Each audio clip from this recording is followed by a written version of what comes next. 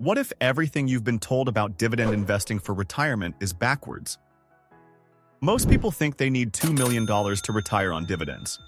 But there's an approach that could make retirement more achievable, and it starts with understanding why the obvious choice might limit your options. Here's the brutal math nobody wants to talk about. To generate $60,000 in annual dividend income at a 3% yield, you need exactly $2 million invested. But what if chasing yield is exactly what keeps people working until 70? Harry just discovered this the hard way, and his story might save your retirement. Before we dive in, remember this is educational content about investment strategies and financial planning, not personalized advice.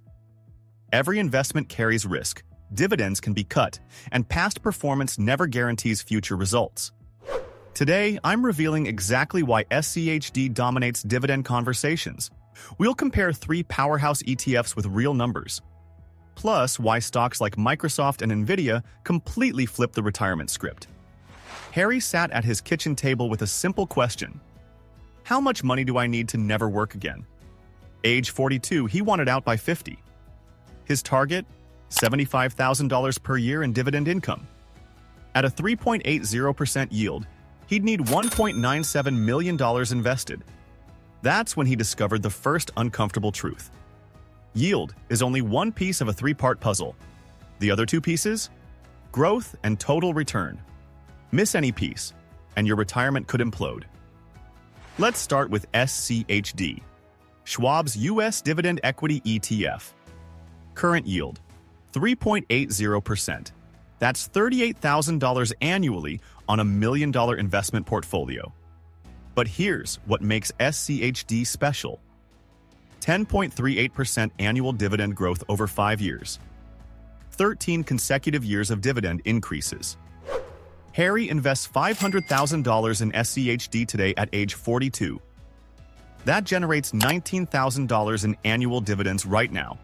But with 10.38% growth by age 50, that same investment pays $41,547 annually. Without adding a single dollar, SCHD achieves this through brutal selectivity. Only 103 companies make the cut. AbbVie at 4.13%. ConocoPhillips at 4.10%. Chevron at 4.07%.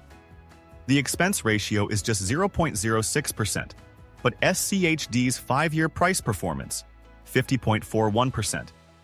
Total return, including dividends, 79.25%. Good, but not market-beating. Enter Vanguard's VYM, lower yield at 2.49%. But VYM holds 582 companies, 6 times more than SCHD. Massive diversification reduces single-stock risk. Broadcom dominates at 6.70%. JP Morgan Chase at 4.08%. 14 consecutive years of dividend growth. But 5-year dividend growth rate, only 4.11%. Less than half of SCHD's 10.38%. Harry modeled both over 20 years. SCHD's aggressive growth creates exponentially more income, yet VYM's 5-year total return, 102.98%. That beats SCHD's 79.25%. Price appreciation made the difference. VIG has an insulting yield, 1.63%. But it only holds companies that have increased dividends for 10-plus consecutive years. 340 companies make this elite cut. Broadcom at 5.95%. Microsoft at 4.83%. Apple at 3.74%. These are growth stocks that happen to pay rising dividends. 5-year dividend growth, 9.73% annually. 5-year total return, 86.14%. That beats SCHD despite the tiny yield. Companies that raise dividends consistently are usually growing rapidly. The dividend signals strength, not the source of returns. Harry examined Microsoft directly. Pathetic yield, 0.70%. But 20 consecutive years of dividend increases. 10.23% annual dividend growth. Stock price gained 101% in 5 years. $200,000 invested becomes $400,000. Then Nvidia, yield 0.02%. But 5-year revenue growth, 66.11% annually. If Harry invested $100,000 in Nvidia 5 years ago, the position would have grown substantially based on the 66.11% annual revenue growth. Even without dividends, the capital appreciation alone could potentially generate significant income through selective selling. But individual stocks can collapse overnight. Harry developed his retirement strategy. Phase 1, ages 30 to 45. Accumulation 70% growth stocks or VIG. 20% SCHD, 10% cash. Phase 2, ages 45 to 55. Transition 40% VIG. 40% SCHD, 20% individual dividend aristocrats. Phase 3, ages 55 plus. Distribution 60% SCHD, 30% VYM, 10% cash reserves. Qualified dividends get taxed at capital gains rates. Under $47,025 single or $94,050 married, 0% federal tax on dividends. Harry's actual plan. Current age, 42. Savings, $400,000. Annual contribution, $50,000. Target, age 55. Future value at 8% return, $1,464,434. 60%. SCHD, $800,78,660. At 3.80% yield, $33,389 annually. 30%. VYM, $439,330. At 2.49% yield, $10,939 annually. 10% cash, $146,443. Total dividend income at 55, $44,328.